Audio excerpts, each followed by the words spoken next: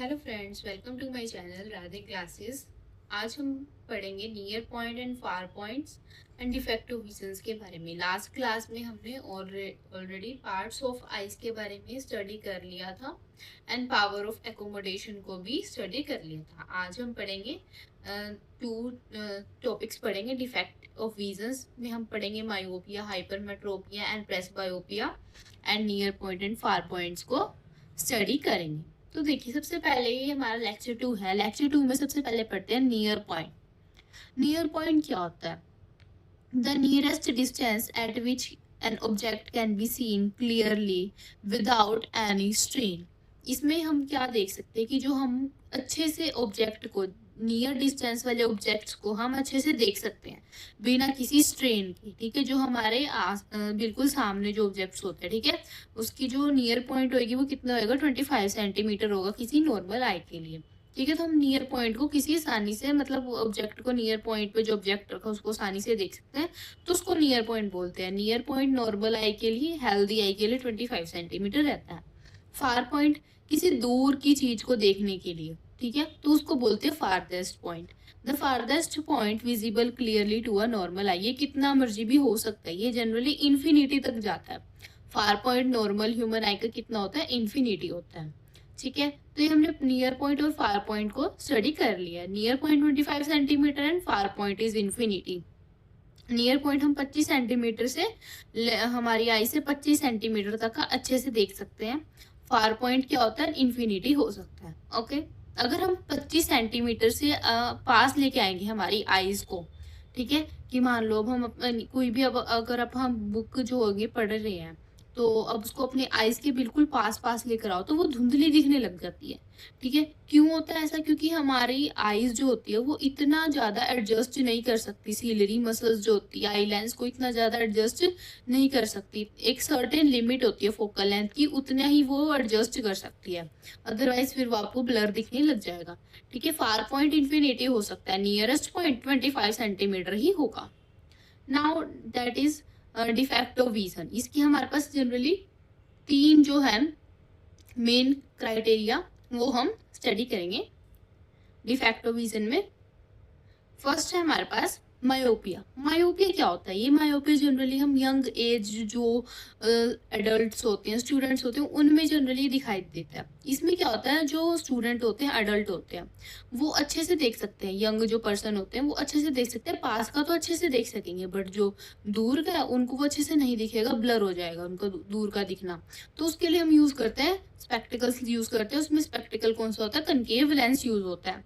ठीक है, it is also called short sightedness. Short sightedness मतलब हम नियर साइटनेस भी बोल सकते हैं इसको, नियर साइटनेस भी बोल सकते हैं, जिसमें हम पास का देख सकते हैं अच्छे से।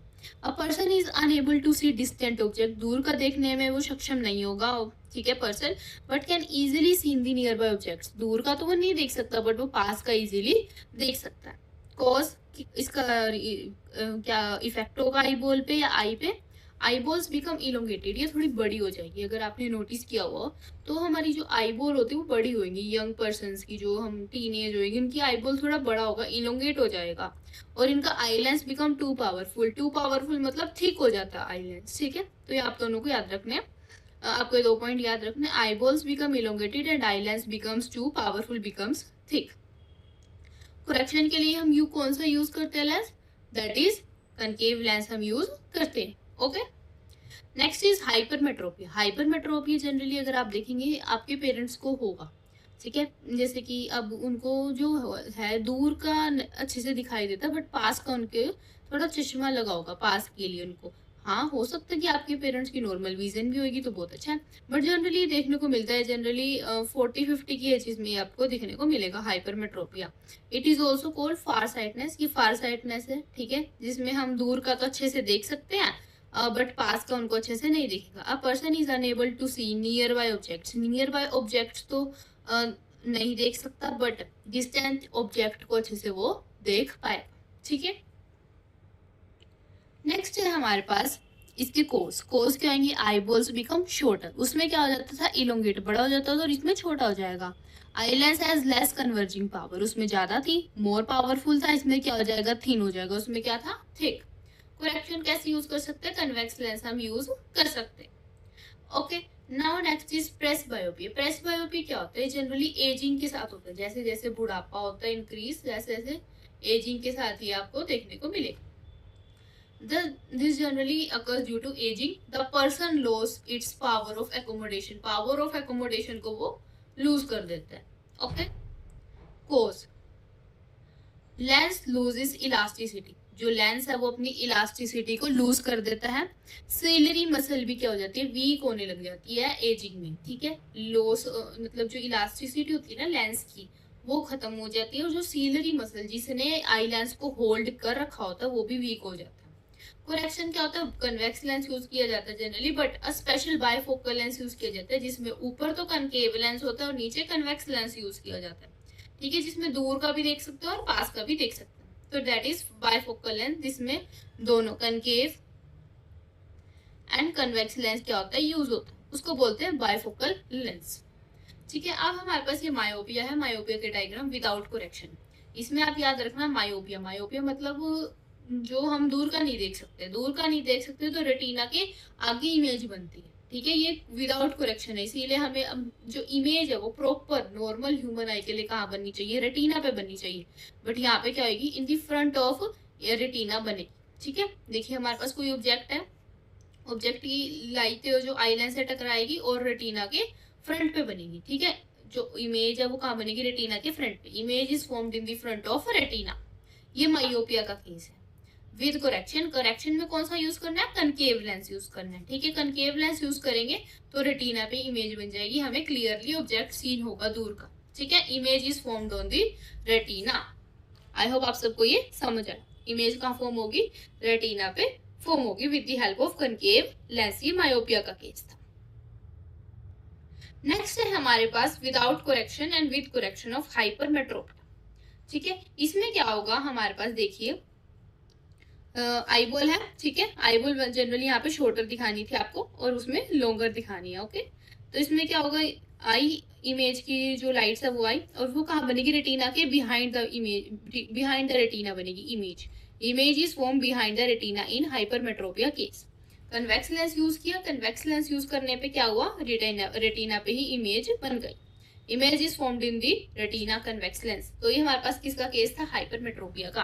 तो हमने क्या क्या पढ़ा, नियर पॉइंट कितना होता है हमारे पास 25 सेंटीमीटर, फार पॉइंट कितना है, इंफिनिटी है। ठीक है, मायोपिया में क्या होता है, unable to see the distant object, unable to see distant object. और कौन सा लेंस यूज करते हैं हम उसके लिए, जनरली कनकेव लेंस यूज करते हैं। ओके, हाइपरमेट्रोपिया में क्या है,